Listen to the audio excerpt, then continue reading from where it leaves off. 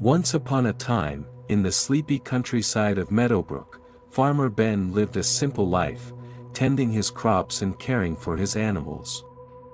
His barn was home to all kinds of creatures, but his most beloved was Daisy, a gentle brown cow with warm, soulful eyes. Daisy had been with Farmer Ben for years, her milk had sustained the family, and her calming presence was a constant comfort. She was set to give birth soon, and Farmer Ben was excited for the little calf to join his barn. One quiet dawn, as the first golden rays of sunlight began to spill over the hills, Farmer Ben went to the barn with a bucket of fresh water and some treats for Daisy. But as he approached, he noticed something strange. There was an odd silence. As if all the animals were holding their breath, he slowly opened the barn door, expecting to find Daisy with her newborn calf, but what he saw left him frozen in his tracks. There, nestled beside Daisy, was not a calf. It was a baby boy, wrapped in a blanket that seemed oddly familiar, a thin wool blanket with a small daisy embroidered on the corner. Farmer Ben's heart thudded wildly. Who would abandon a baby here? And how had Daisy come to be lying protectively around him, as though he was her own? He fell to his knees, his mind reeling, and then, suddenly, he was overwhelmed with a strange sensation, a flash of memories that weren't his own. In his mind's eye, he saw a woman with a kind face and laughing eyes, swaddling a tiny baby and singing a lullaby. Then he saw her handing the baby to Daisy, but Daisy was just a cow, wasn't she? As Farmer Ben tried to make sense of the visions, he noticed something even stranger. The baby had a small, heart-shaped birthmark on his left cheek. Farmer Ben's hand instinctively went to his own cheek. He remembered having a birthmark just like that as a child. In fact, every generation of his family had this unusual mark. It was like a signature of his bloodline. Shaken, he picked up the baby and cradled him in his arms. Daisy, who had been watching him intently, let out a soft, low moo, as if encouraging him to go on. Farmer Ben took a deep breath and walked to his cottage, the baby clutched tightly to his chest. As the days passed, Farmer Ben began to uncover a series of peculiar occurrences in the village. A traveling fortune-teller, Madame Zara, passed through town, and when she laid eyes on the baby, her face turned ashen. She warned him, saying, "This child has a gift, and a burden. He was meant to return through the blood of kin.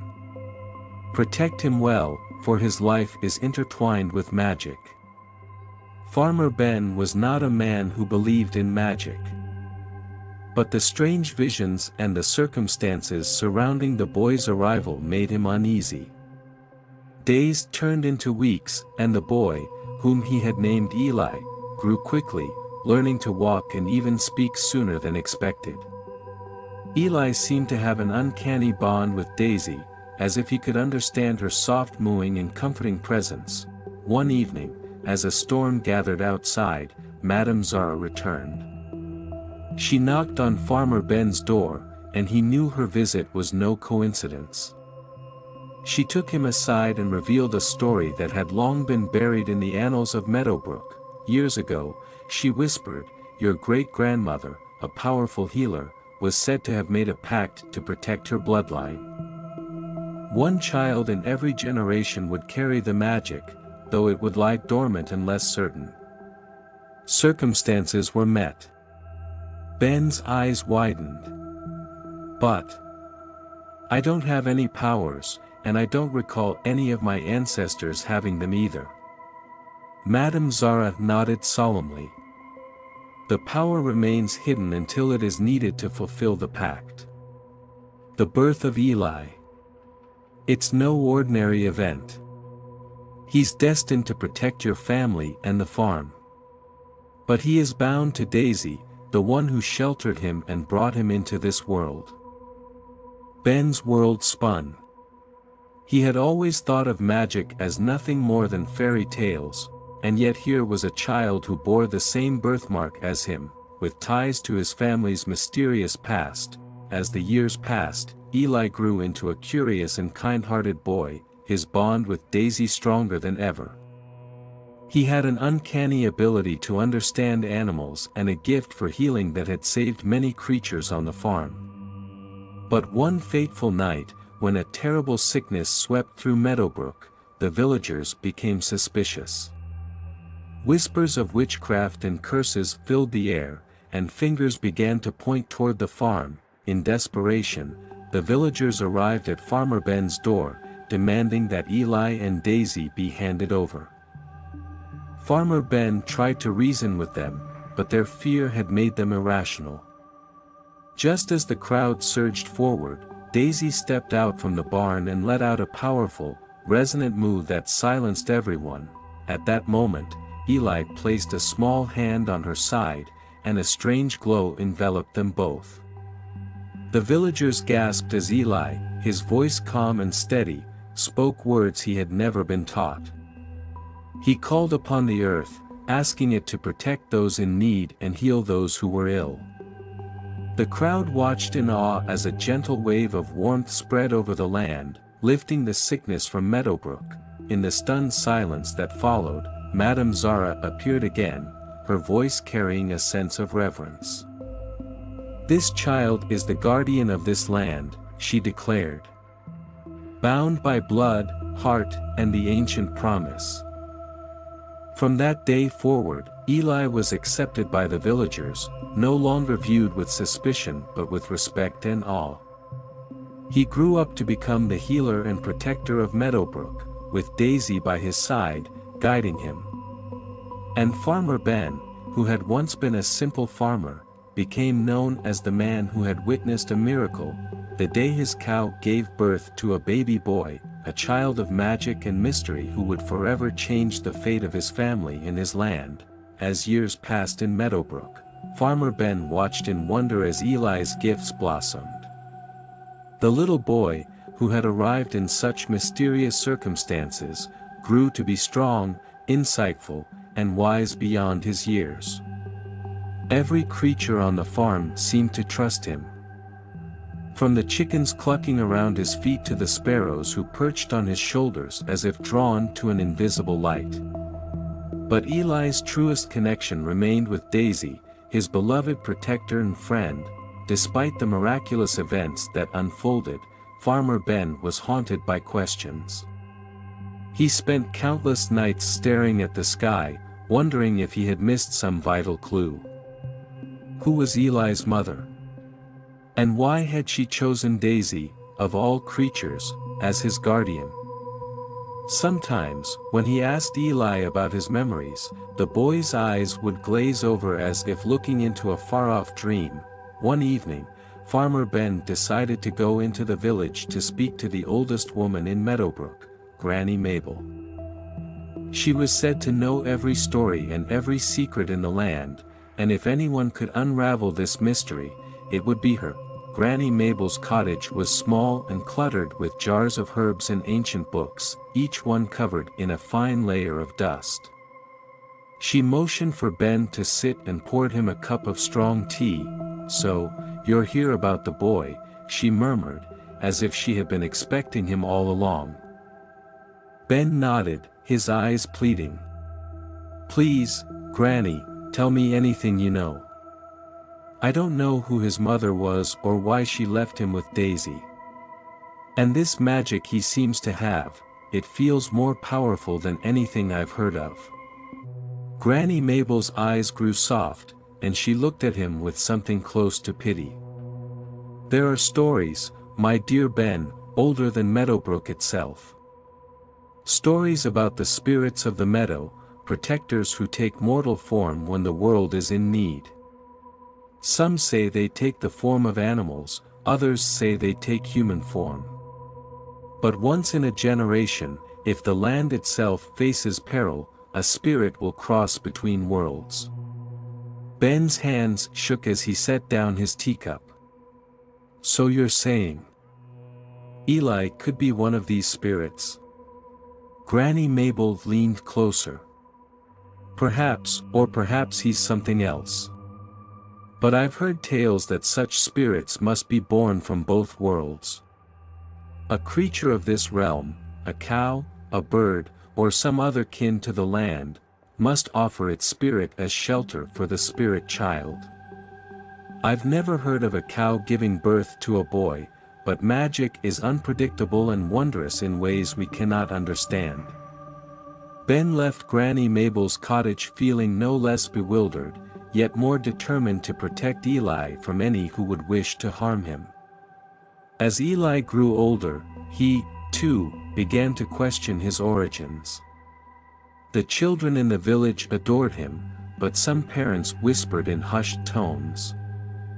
Wondering aloud if he was a creature of fairy tales or dark omens, then, one particularly harsh winter, Meadowbrook fell on hard times. The crops froze early, and food became scarce. Villagers who had once respected Farmer Ben's quiet life now began to grumble. Some believed that Eli's arrival had cursed the land, and whispers of the boy born of a cow spread like wildfire. One cold night, as Farmer Ben tucked Eli into bed, the boy looked up with his big, solemn eyes. "Papa, are the people in the village angry because of me?" Ben's heart broke at the question. He ruffled Eli's hair and spoke gently, "Eli, people are sometimes afraid of what they don't understand. They think that because you're different, you bring them bad luck. But you, my boy, are the brightest thing in my life. Never forget that." But the discontent in Meadowbrook only grew. One night, a group of villagers gathered, torches flickering in the bitter wind, determined to confront Farmer Ben and demand that he banish Eli from the land. Ben and Eli watched from the window as shadows loomed against the walls. The angry voices growing louder.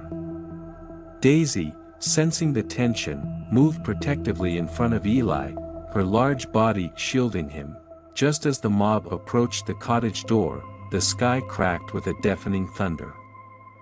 Lightning arced across the sky, illuminating the valley, and with it, a towering figure emerged from the shadows, the mysterious Madame Zara. Her once hushed voice now rang clear, her eyes blazing. "Enough," she commanded.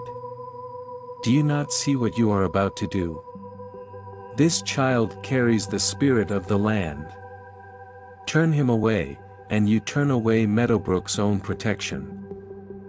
The villagers paused, uncertainty flickering in their eyes, but an elder among them stepped forward defiantly. "This boy is no ordinary child.